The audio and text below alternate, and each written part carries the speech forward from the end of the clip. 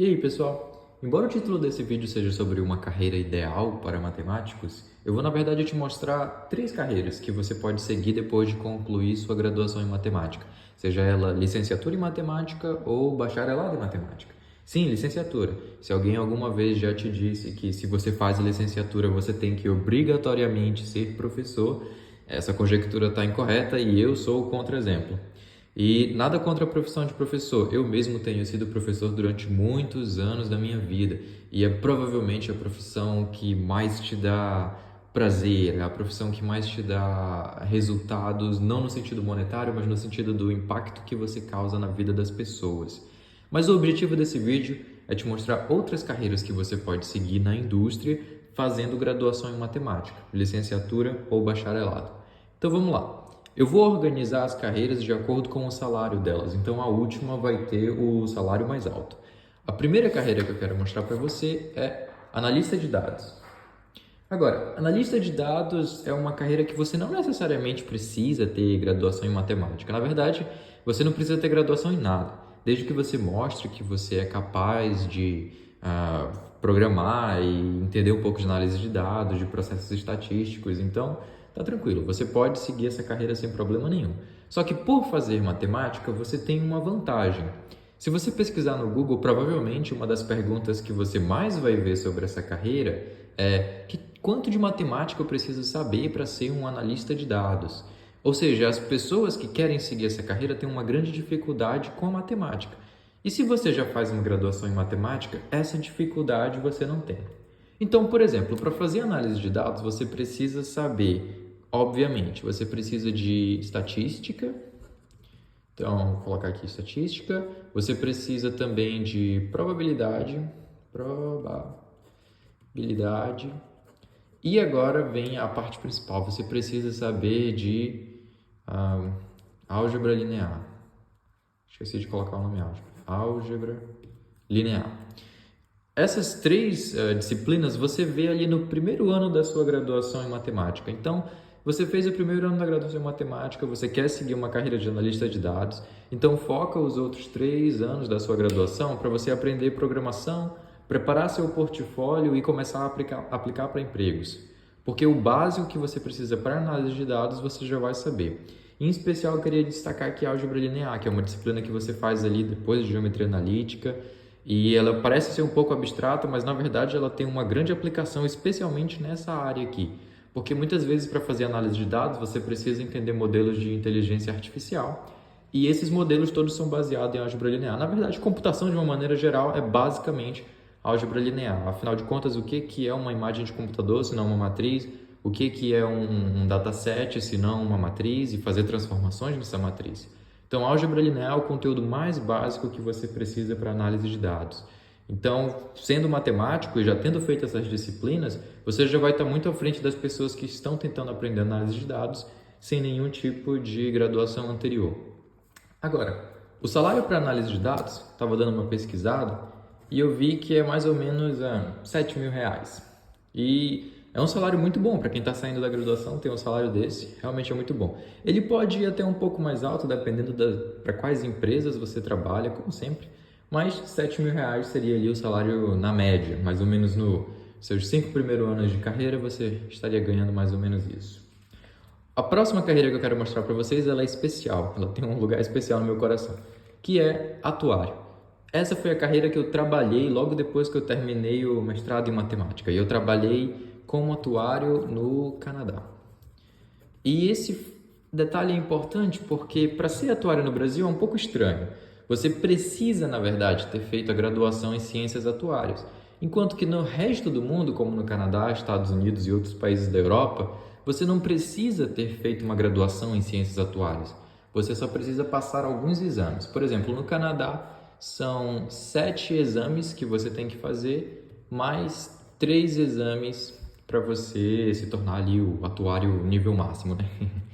Mas os 7 primeiros exames são bem simples, é basicamente probabilidade, estatística, um pouco de matemática financeira e você raramente vê um limite ou coisas assim, então é realmente uma matemática muito simples. Só que são 7 exames, os exames são caros, então as pessoas demoram ali praticamente 10 anos para cumprir todos esses exames. E se você passou os 2, 3 primeiros exames, você já pode aplicar para um emprego como atuário. Mas o que, afinal de contas, o que é um atuário, né? O atuário, ele trabalha com análise de risco. Na verdade, um outro nome que você pode encontrar para essa carreira no Brasil, especialmente, é analista de riscos. Porque é justamente isso que a gente faz, analista de riscos. Então, o que você vai fazer? Você vai pegar dados e você vai usar esses dados para você colocar um valor no risco de alguma ação. Por exemplo, atuários trabalham com várias empresas. Um dos tipos de empresa que eles trabalham são seguradoras. Então, seguro de vida, seguro de saúde, coisas assim.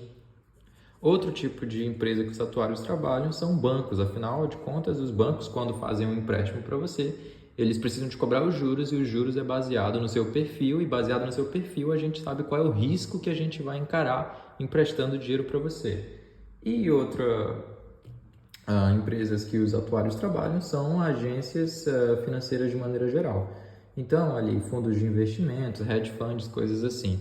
Então, os atuários trabalham em todas essas áreas onde risco e dinheiro andam juntos. E nosso objetivo é criar modelos matemáticos para que a gente consiga dizer o quão custoso pode ser tomar determinado risco.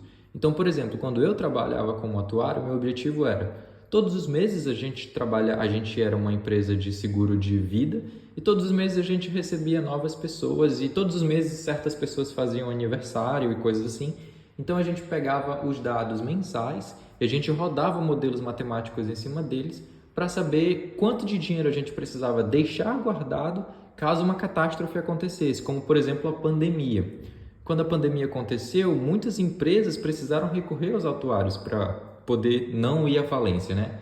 Então os atuários fazem esse tipo de estudos para se prepararem para catástrofes e a gente fazia então essa análise, descobria mais ou menos quanto de dinheiro a gente precisava deixar guardado e todo mês aquele dinheiro podia aumentar ou diminuir dependendo do cenário do mundo, dependendo das pessoas que a gente estava pagando o seguro. Então, essa é a profissão do atuário. Dando uma olhada rápida, eu percebi que no Brasil um atuário ganha mais ou menos R$8.000. É um bom salário, mas, como eu disse, tem aquela questão de você ter que fazer ciências atuárias. Eu acredito que essa condição não vai durar muito tempo, afinal de contas o mundo está indo por uma direção diferente. Então, logo no Brasil, para você ser atuário, basta você ter feito uma graduação em ciências exatas ou coisa parecida e fazer os exames qualificatórios. A outra profissão que eu quero mostrar para vocês é essa aqui. Ela se chama de maneira reduzida de Quant, mas o nome completo é analista quantitativo. Então, o analista quantitativo. O analista quantitativo, ele trabalha assim como o atuário e assim como o analista de dados, com dados. Só que agora ele estuda dados de um mercado específico, que é o mercado financeiro. Então, o objetivo principal do analista quantitativo é criar modelos matemáticos para capturar oportunidades de investimentos. E para ele criar esses modelos, ele precisa, é claro, fazer análise de dados em dados financeiros. Agora, criar modelos matemáticos exige você entender bastante da literatura científica. Você precisa receber um artigo científico que foi publicado, sei lá, mês passado, e aí você lê esse artigo científico dessa pessoa, entende quais foram os métodos que ela usou, talvez o artigo seja, sei lá, novos métodos para inteligência artificial destinada a esse tipo de dado com esse tipo de parâmetro, ou melhorando a convergência desse algoritmo computacional com os parâmetros desse jeitinho. Então ele pega esses artigos científicos, lê e ele desenvolve a partir dos artigos científicos mais recentes modelos matemáticos que ajudam ele ou a empresa para a qual ele trabalha a encontrar as melhores oportunidades de investimento. Agora, para você ler esses artigos de matemática e de física e de economia, você precisa entender a pesquisa ali no seu nível mais avançado, senão você não vai conseguir entender esses artigos. Por isso que muitas vezes um dos pré-requisitos para ser um analista quantitativo é você ter um doutorado.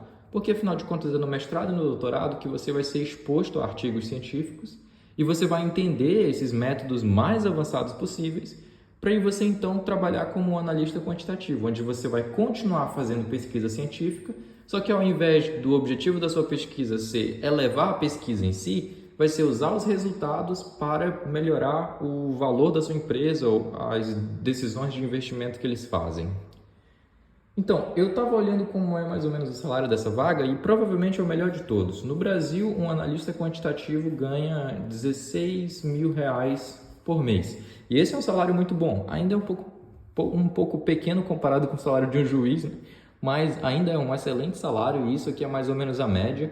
O analista quantitativo ele passa a ganhar bem mais porque tem coisas como bônus e coisas assim.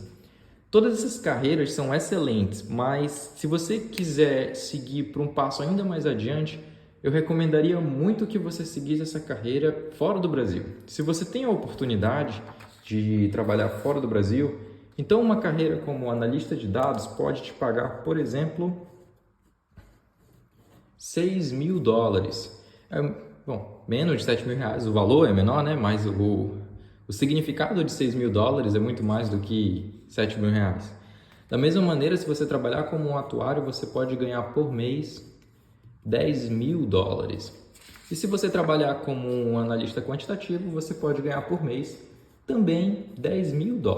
Mas por que o número do analista quantitativo para o atuário é mais ou menos o mesmo?